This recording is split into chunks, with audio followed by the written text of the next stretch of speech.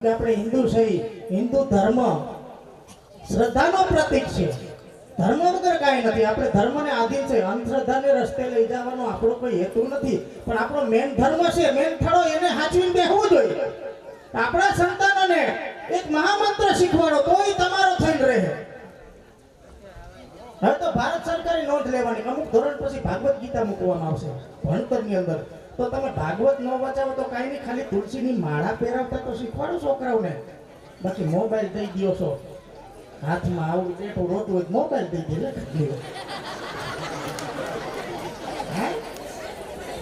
સીધો પકડાવી કે 10,000 વાળો લઈ દીધો હોય. એ મોબાઈલ નો જ રહે, તમારો નહીં રહે. તમારો પોતાનો રાખવો હોય તો આપણા ધર્મ આઈને જોઈન્ટ કરો, આપણા સંસ્કાર આઈને જોડો.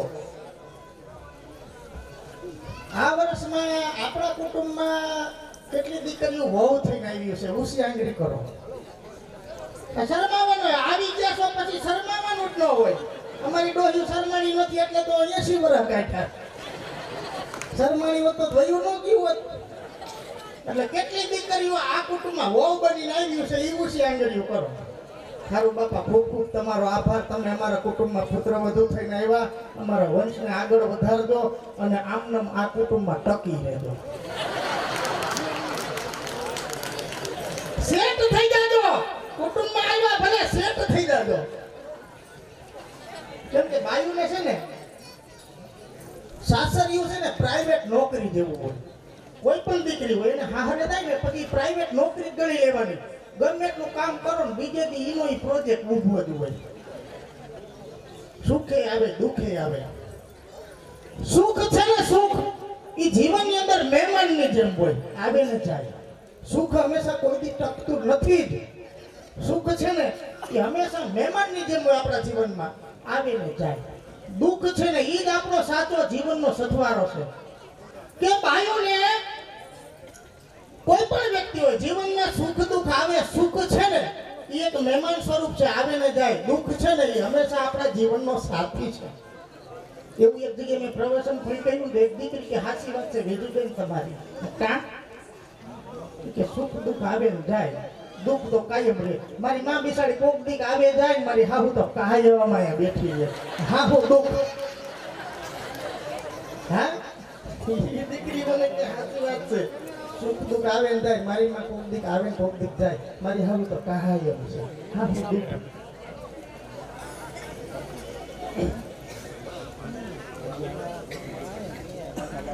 હવે ડોહીઓને એક સવાલ છે કે આ વર્ષે આપણે આ ડોહીઓમાંથી કોની દીકરીઓ હાહરે ગઈ. જે ડોહીઓની દીકરીઓ હાહરે ગઈ હોય ને ઈ ઉસી આંગળી કરો.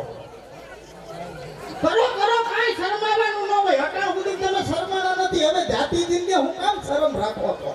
લાઈજો મેલી દીધી પછી હવે શરમાવાનું હું છે? કરો, ઉસી આંગળી કરો. કેટલી દીકરીઓની માયું આ બેઠી જેની દીકરીઓ હાહરે ગઈ. સરસ, તમે દીકરીઓને ઘરે બહાર કરી, પણ દીકરીનો સંસાર સુખી રાખવો હોય તો ફોન ઓછા કરજો. સરસ વાત છે કે સમયસર તમે દીકરીને પર ઘરે મોકલી છે તો ફોન ઓછા કરજો. 6 મહિના તો ઓછા જ કરજો કે બટા કેમ છે ને કેમ નહીં ને. હવે તમે જ વિષયનું હાથ વાર જોવા ગયા, હાથ અગાઉને પૂછ્યું માણા કેવા છે, અહીંયા તમે ને દીધી પછી રોજ હું કામ પૂછવું જોઈએ? ઘરમાં નાનો મોટો ઝઘડો હોય તો હાલવા દો. સામેવાળા માથે ભરોસો ન હોય તો કાઈ નહીં. તમારી દીકરી માથે ભરોસો રાખો, તમારી કેળવણી માથે ભરોસો રાખો, તમારા સંસ્કાર માથે ભરોસો રાખો. તો ગમે એવું દુઃખ પડશે, મારા કોઠામાંથી ઉતરી મોટી થઈ મારા સંસ્કાર છે, ગમે એવું દુઃખ હોય છે પાર ઉતરી જાય. ખાલી એટલું રાખો ને કોઈ દી દીકરી પાછું પગલું નહીં ભરે. બાકી રોજ ફોનના દાંડિયા ઊભા કરતા નહીં. માનો ફોન આવે દીકરી ઘરમાં કાંઈ ન હોય, થોડા ઘણું થાય તો ન્યાય ડોહી તમારે દેવી જ હોય. એને તરત છોટલી કીધો થાય, કાંઈ નહીં માના ફોન આવે છે ને ડખા ચાલે ત્યાં. ફોન ઓછા કરી દો. અને દીકરીઓ જેની ઘરે ભાભી આવી ને એ દીકરીઓ હારે હોય તો એને નણંદો નહીં કહેવાનું કે ઓછા ફોન કરજો બાને ભાભી કેમ છે. બા કેમ ખાય છે ને બેટા, તારા જેવું તો મત થાય નહીં. બાને કે બા ભાભી નવા નવા છે, હું તો 20 વર્ષ ત્યાં રહેતી, મને આપણા ઘરની રૂઢીની ખબર છે, ભાભી ન ખબર હોય. ને બા ભાભી કોઈ ન આવડે તો તમે શીખવાડજો, ભાભીને બટકા ને ભાભીને હાસવજો એમ કહેજો, બાકી શેડો ન દેતા બાપા.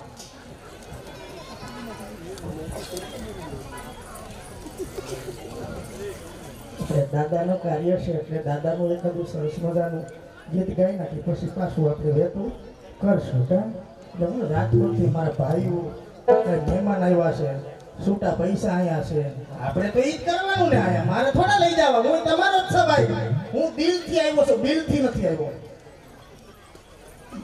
બધે ફીમાં જ જતા હોય પણ આજે આપણું છે, હું તમારો છું, મને આમંત્રણની જરૂર ન હોય એટલે હું છે ને દિલથી આવ્યો, બિલથી નથી આવ્યો. એટલે જે કઈ પૈસા ઉડાડો કે લખાવો એ આમાં જ જાહે.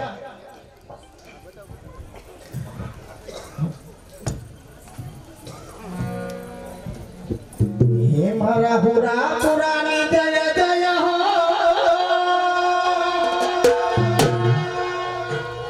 અમારા જીવા બાપાની જય જય હો.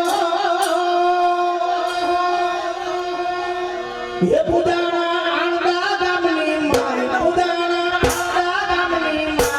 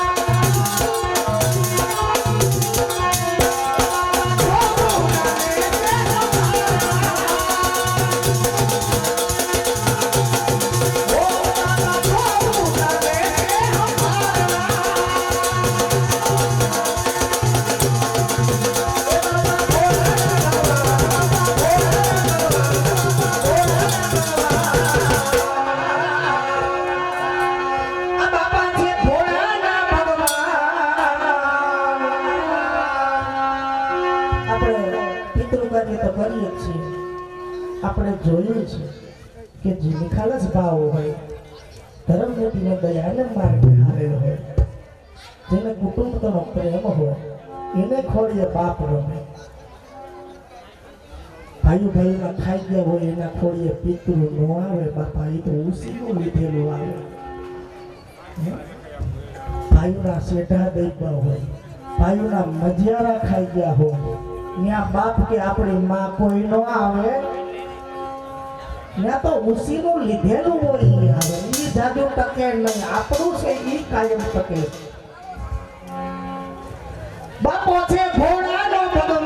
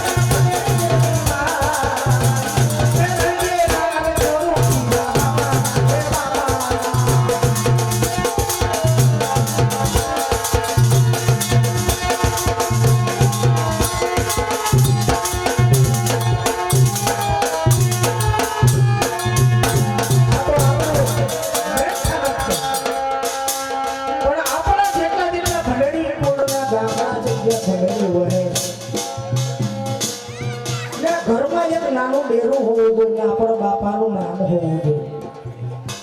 ઘરમાં આપણી કુળદેવીનો એક ડેરું હોવું જોઈએ, એનું નામ લેવાવું જોઈએ. સવાર સાંજ એનું સ્મરણ થવું જોઈએ.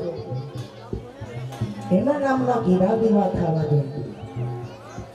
કેમ કે ગામડે ગામડે હોય બાપાના ઓરડા, એ ઉજળા રાખે આપણા ખોરડામાં.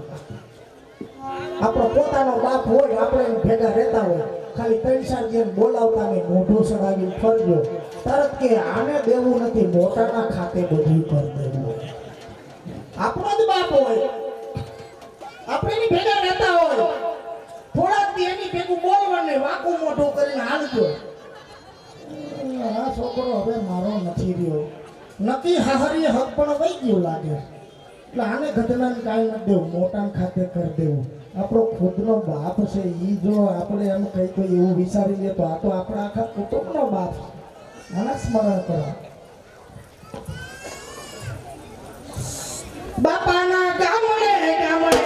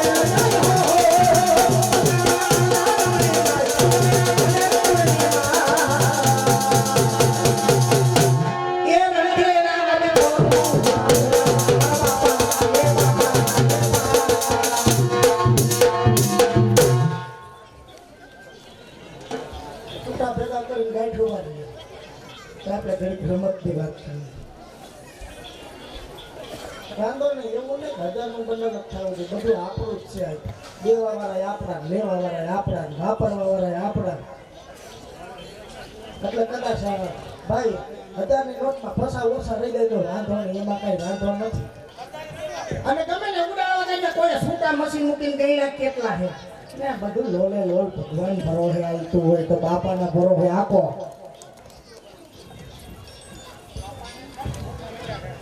નો થાય, બાપાને ખબર છે મારી હાટું કરે, આપણે હાટું કરે. સરસ આપણું આયોજન છે કે ભાઈઓ ભેગા થયા છે.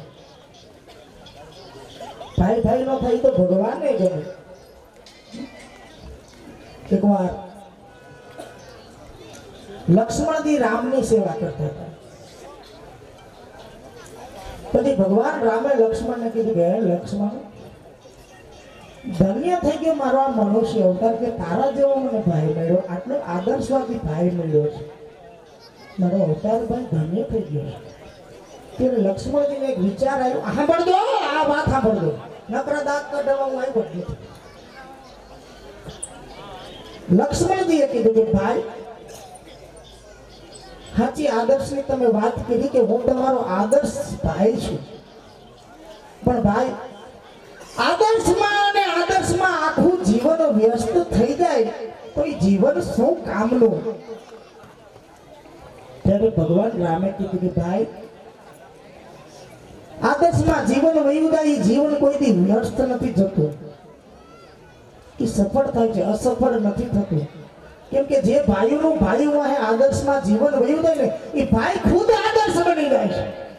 સમાજને માટે ભાઈઓ એના આદર્શમાં જીવન વ્યસ્ત થઈ જાય એ ખુદ આદર્શ બની જાય છે. એટલે તો આપણે એમ કહી શકીએ લક્ષ્મણ જેવો ભાઈ હોવો જોઈએ, ભરત જેવો ભાઈ હોવો જોઈએ. કેમ કે એની ભાઈઓની સેવામાં, એના નીતિ, એના ધર્મમાં એનું જીવન વ્યસ્ત ભલાવ્યું ગયું, પણ એને ખુદ જે આદર્શ બની ગયા કે આજ જગત એની નોંધ લે છે કે રામ જેવો ભાઈ, લક્ષ્મણ જેવો ભાઈ, ભરત જેવો ભાઈ. એટલે ભાઈ ભાઈ છે તો આદર્શવાદી બનજો. ફાઈડ વગર વેલા નો સડે, વાયડું બંધો તો વાયલા વેલા સડશું. નકટાણ આપણા સમાજમાં ને ઘણા સમાજમાં એવી કદા થઈ છે ને, આપણી ઘરે વર હોય તો 4-5 રાજ્યના વેવાય હોય. તીર્થ કરવા જાઓ, ગંગામાં ડૂબકી મારો તો ડૂબકી મારતી વખતે ઈ ગાંઠ છોડો કે મારે ઓલા ભાઈઓ રે વેર છે, માતાજી આજ આ વેર છે ને અહીંયા ગાંઠ છોડી મૂકીને જાઉં છું. હું અહીંથી જાત્રાથી ઘરે જઈ સીધો ભાઈને ભેગો થાય. ઘરે ગમે એટલા વરના આબોલ અહીંથી ગાંઠ છોડીને જાઉં છું, ત્યાં ભેગો થાય. ઈ ગાંઠ છોડો, એને પાપ છોડ્યું કહેવાય, ત્યાં મૂક્યું કહેવાય.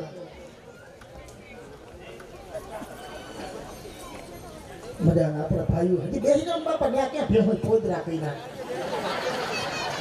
બેસી જાવ, પૂરા માનતા જીવા બાપા હમશે નો બેસે. હાલો એક જગ્યા પ્રોગ્રામ હતો, છોકરું થોડી વીજળી આમાં તેની મમ્મી થોડી આવ્યા કે બેટા વીજળી ન કરો. મમ્મી સ્વભાવના હારા મને તો ધનસુખભાઈ સોરી, મારા બાબાને ખબર નહોતી કે તમે ધનસુખભાઈ ઓરિજિનલ છો. મારા બાબાએ તમને વીજળી કીધું, કઈ વાંધો નથી. મેં ના રે બાપા, એમાં શું વાંધો? બાઈ લુગડા પહેરું છે, બાઈ કીધી એમાં શું થઈ ગયું? આમાં કોઈ જણ કે ખરાબ ન લાગે. મેં કીધું બાયુના લુગડા પહેરું છું, એક કલાકાર, મારું આ કામ છે.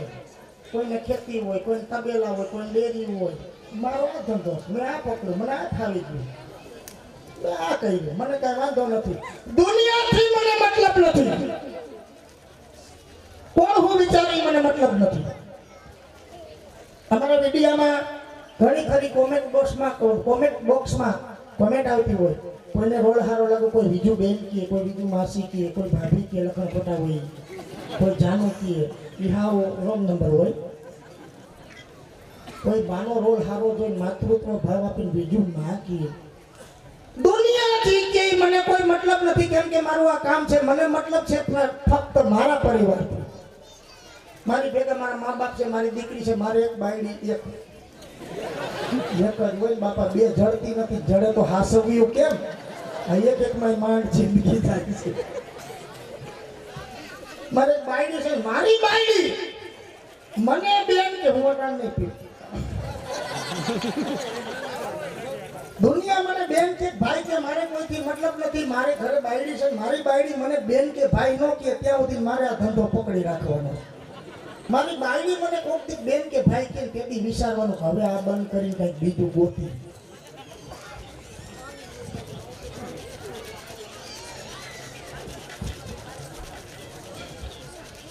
ભાઈઓની વાત આવે ને એક વાત મારે કરી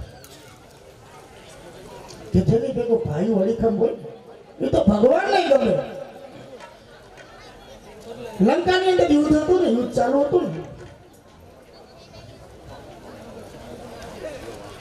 ત્યારે રાક્ષસોનો વંશ ખપી ગયો. રાવણ મોજાનો કે હવે શું થાય? ત્યારે લંકાની અંદર રાવણના ઘરેથી માંડોદરી એને દાસદાસીને બોલાવીને કીધું કે કુંભકર્ણને જઈને જગાડો. હવે કુંભકર્ણ 6 મહિના નિંદ્રાસન ને 6 મહિના ઇન્દ્રાસન જેવું, 6 મહિના જમે 6 મહિના હુઈ જાય. ઉઠાડતા 6 મહિના થાય ને ઉઠાડવો કેમ? ઉઠાડવા જે ન બેઠો એટલે પાછા લંકાના ગઢમાં માંડોદરીના ભવનમાં સૈનિકો ગયા કે રાણીમાં કુંભકર્ણ અમારથી ઉઠતો નથી, એનું કરવું શું? તો કે મેં ખાલી કાનમાં જઈને એટલું કહી દઉં કે હું હોડ તારી હોતો છો, તારા ભાઈની માથે મોટ મંડરાય. અયોધ્યાથી રામ કરીને છે તારા ભાઈને મારવા આવ્યો, તારા ભાઈ માથે વિપત પડી છે, ઊભો થા. એટલું જઈને કાનમાં કીધું. હડલાટ કરતો કુંભકર્ણ ઊભો થઈ અને સીધો રણયુદ્ધના મેદાનમાં રામ સામે ઊભો રહી ગયો. બે રામ, હું કોણ છું મને ઓળખો? કુંભકર્ણ છું, રાવણનો ભાઈ છું, અને મારી હાજરીમાં મારા ભાઈને મારી જાય એ વાત ખોટી પડે. હું કઈ હોનાનું મરગલું નથી કે તારા એક બાણે હું 3 ગોથા ખાઈ જાઉં. હું તો રાવણનો ભાઈ હળીખમ ઊભો છું.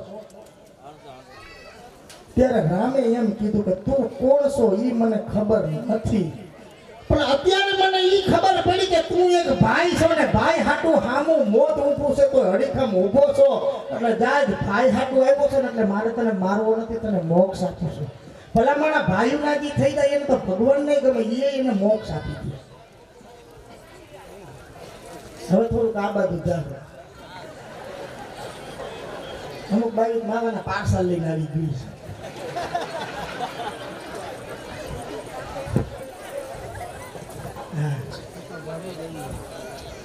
ખવાય બાપા, ઘરવાળાને ગમે એ ખવાય. એ ક્યાં તમારું માઇનસ કરી દે? તું ખાય તો હું ખાય કે લાય અડધી પડ્યું હોય તો